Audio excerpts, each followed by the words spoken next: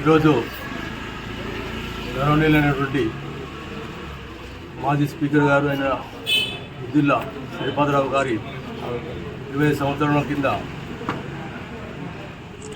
నక్సలైట్లకు హత్యకు గురైనటువంటి మాజీ స్పీకర్ గారి 25వ వర్ధంతి సందర్భంగా వారికి పూలమాలలు వేసి ఘనంగా నివాళులు అర్పించడం జరిగింది.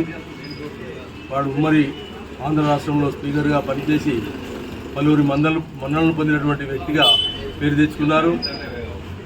అందరికీ అజాత శత్రువుగా నిలిగినటువంటి వ్యక్తి. ఎన్టీ రామారావు గాడుపులో కూడా అతడు ఎమ్మెల్యేగా గెలిచి మంత్రి నియోజకవర్గం నుంచి గెలిచినటువంటి వ్యక్తి.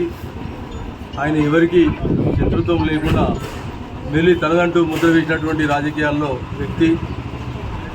ఆయన తదనంతరం తన కుమారుడైనటువంటి శ్రీధర్ బాబు కూడా అదే బాటలో నడుచుకుంటూ వారు డీసీసీ అధ్యక్షులుగా అంచెలంచెలుగా ఎదిగి మంత్రివర్యులుగా నేడు ఐటీ శాఖ మరియు ఇతర శాఖల మంత్రిగా ఉంటున్నారు. వారి బాటలో కాంగ్రెస్ శ్రేణులందరూ నడుచుకోవాలని విజ్ఞప్తి చేస్తా ఉన్నారు.